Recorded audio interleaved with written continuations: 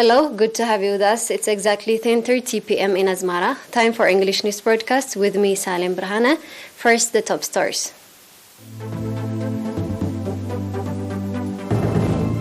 Six patients diagnosed positive for COVID-19 in tests carried out today. Financial contribution in support of families of martyrs. European countries vaccinate 5 to 11-year-olds. Cyclone Batsirai nears Madagascar, posing very serious threat.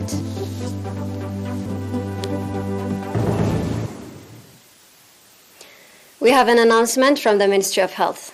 6 patients have been diagnosed positive for COVID-19 in tests carried out today at testing stations in the central and southern regions. Out of this, 5 patients are from testing stations in Asmara Central Region. 1 patient is from testing station in Mendefera Southern Region.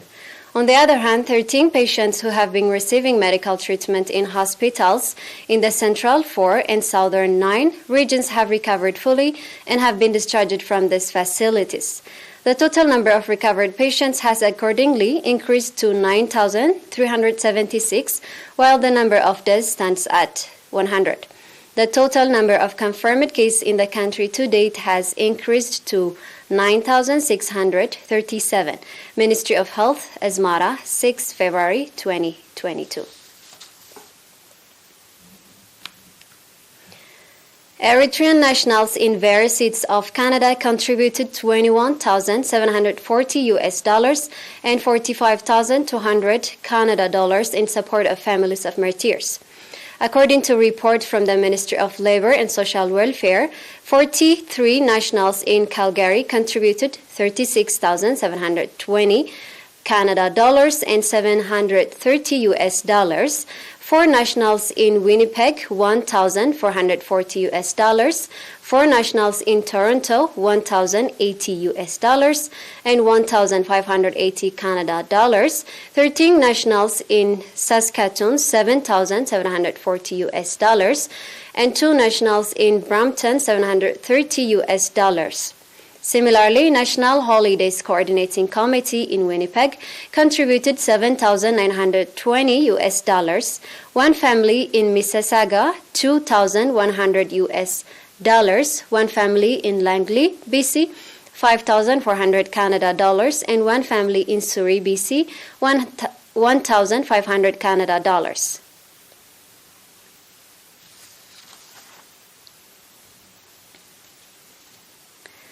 Elections of area administrators and managing directors, as well as village coordinators, has been conducted in the 8 administrative areas in Habaro subzone. Out of the 40 elected village coordinators, 16 were females, and that attests to the growing awareness of the public as well as the competence of women. Mr. Futwi Gabrameskel, administrator of the subzone, called on the newly elected area administrators and managing directors to be free from sub-nationalism attitudes and diligently serve the people that bestowed trust on them. In the same vein, the newly elected area administrators and managing directors in Mai'aini subzone conducted their first meeting to discuss on the implementation of the set-out development programs in the subzone. Speaking at the occasion, Mr. Ahmed Usman, administrator of the subzone, called on the newly elected area administrators and managing directors to work towards encouraging the residents to reinforce participation in water and soil conservation, renovation of roads, community-based environmental sanitation, as well as in avoiding harmful practice, and the line ministries and national association to support them in all their endeavors. The newly elected area administrators and managing directors, on their part, expressed readiness to live up to the expectation of the people that elected them. Similarly, election of area administrators, managing directors, as well as village coordinators was conducted in the subzone of Arata and Southern Denkalia, Southern Red Sea region. The election was conducted in 9 administrative areas in Arata subzone and in 7 administrative areas in the Southern Denkalia subzone. And in 69 villages, 153 village coordinators have been elected. Mr. Habtaab Gabraab, Administrator of Arata Subzone, and Mr. Adam Abdullah, Managing Director of Southern Denkalia Subzone, congratulating the newly elected ERi administrators and managing directors, called for providing timely and efficient administrative service to the people that elected them. And now we will be back with international news after a short break. Stay tuned.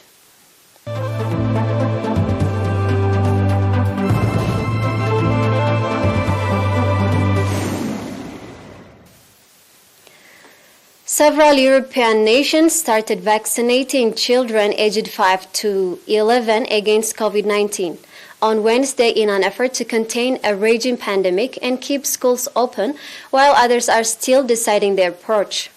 Germany, Spain, Greece, and Hungary are among those opening up their inoculation drives to younger kids, with doctors reporting strong initial demands from parents amid concerns about the fast-spreading Omicron variant. The European Union Medicine Watchdog last month approved the Pfizer-BioNTech shot for 5 to 11-year-olds, an age group experiencing high COVID-19 infection rates across the continent. The vaccine is administered in a lower dosage than the Pfizer jab for over 12s and comes in a pediatric vial with an orange cap to distinguish it from the purple-capped vial for older ages. Denmark, which has seen a surge in cases attributed to the new Omicron variant, and some Austrian regions already began offering jabs to younger kids in November. The United States was the first large country to take the plunge and has so far vaccinated more than 5 million children in 5 to 11 age brackets. Some German states plan to administer kids jabs in museums and zoos, while others are mulling mobile vaccination teams outside schools.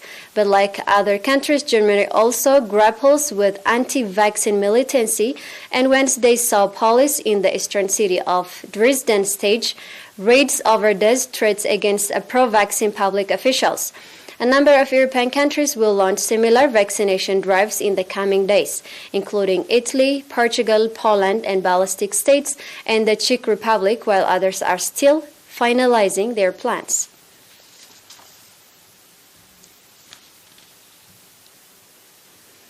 Cyclone Batsirai was expected to reach eastern Madagascar yesterday, posing a very serious threat to millions, with powerful winds and torrential rains set to batter the large Indian Ocean island.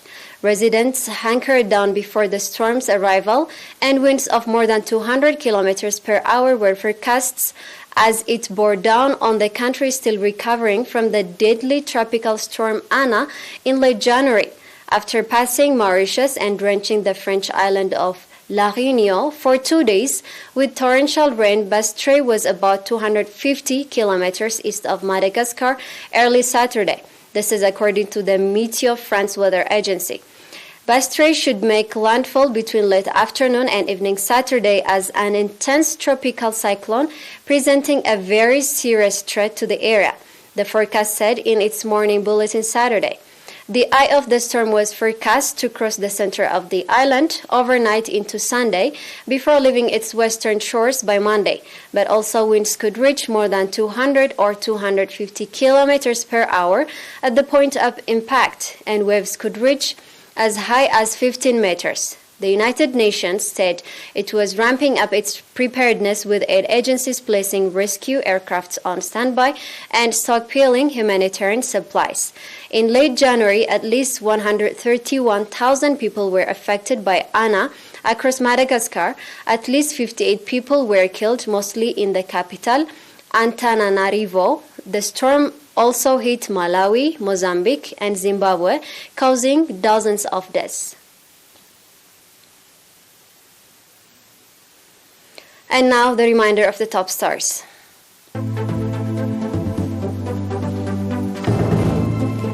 Six patients diagnosed positive for COVID-19 in tests carried out today. Financial contribution in support of families of martyrs. European countries vaccinate 5 to 11-year-olds. Cyclone Batsirai nears Madagascar, posing very serious threat.